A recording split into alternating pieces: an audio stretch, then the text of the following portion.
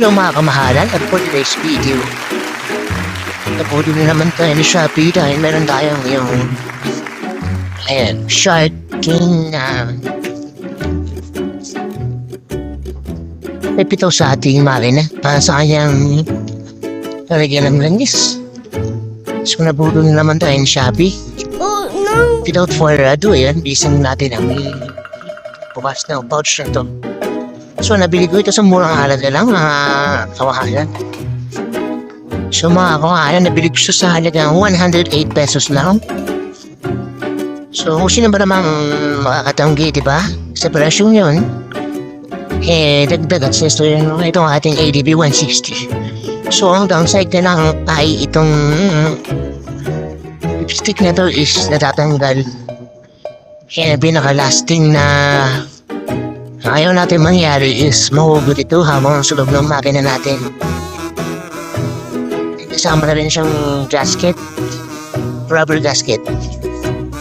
Yan o. So napakakinis mga kamahalan. So mga gustong order nito, leave ko na lang yung description o yung link yan sa description ng video na to.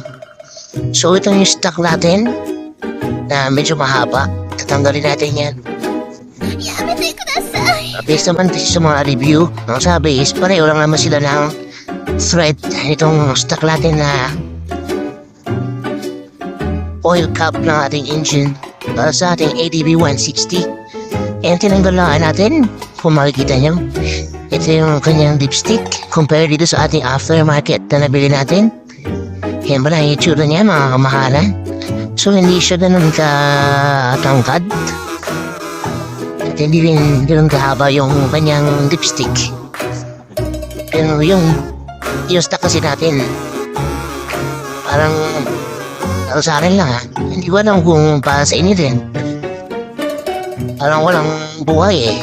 So yan, papakita ko sa inyo. Gumamit lang tayo dito ng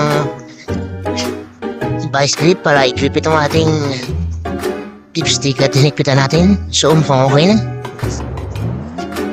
So yan, yung side na mas mahaba lang. Pero same size lang naman. Same lang ang diameter ito. So sana nga hindi matanggal itong ating dipstick dahil sa sobrang vibration ng ating ADB 160. Hoping sana maging okay ang lahat.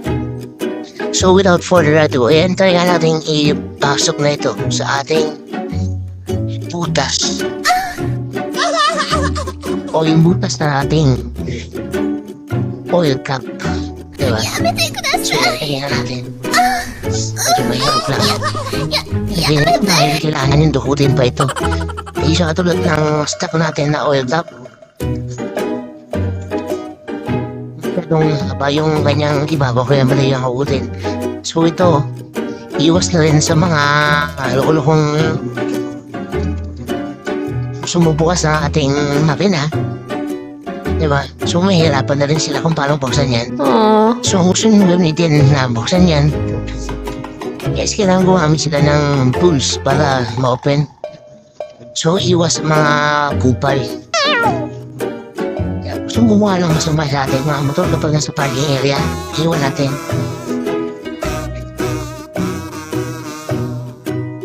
Salamat nga pala kung nakabot sa video na to. At nagustuhan mo yung ating video na ginawa. Sana, hoping ako na i-like mo yung video na to at follow mo na rin ako sa aking page.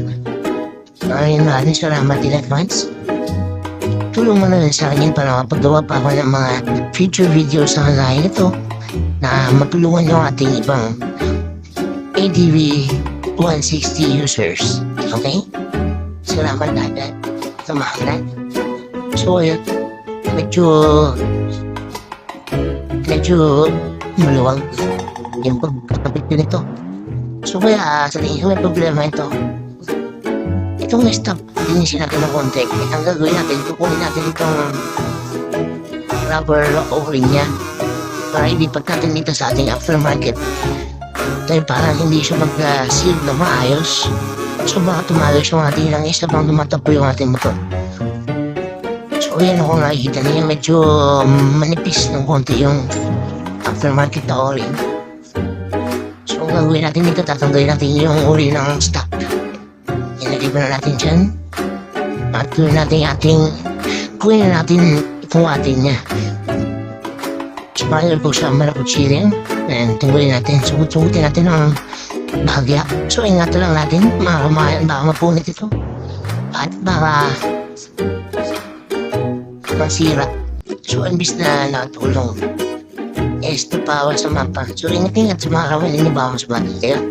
Ano na kapag tumatamit kayo ng matalas na bagay, dahil na kung sabi. So ito naman, sa aftermarket natin, tatanggalin natin ito. So dahan-dahanan din, baka masira yung ating thread. Nagasgas. So ingat-ingat sa ating mga kamay. Baka mapunit-punit rin niya ating mga kamay, mga insan. Joke lang. So kaya na itong po natin. So kung nakikita niya naman, medyo manipis po siya compare din sa ating stock na mataba. Oo, diba? Mas masarap kapag mataba. So, shoutout din sa mga mataba na kagaya mo. Sa Raul, masarap. So, yan, pinasok na natin. Wala namang the place. So, ipapasok na natin ulit. Siya. Medyo mahirap na lang talaga ang ikabit dahil medyo mahilig itong part na to. Sige, tsaga-tsaga lang po. Sa nga lang tagapuhan ng ating mga motor. Diba? Kung sino po mag-iwan ng mga motosiklo. Tsaga lang, kapitan ang accessories. So, tiis po, gira lang. Nakakamahal. Suklit pa po natin ang konti. At para mailak talaga siya na maayos at hindi magkaroon ng leakage ang ating oil, nagamit tayo ng pang-tusok yan dahil may putas yan sa kanyang thread. So, itaas na bahagi yan. So, kaya natin ng Allen wrench na size 3 yata itong ginamit ko dito. 3mm. Yan, pinasok natin.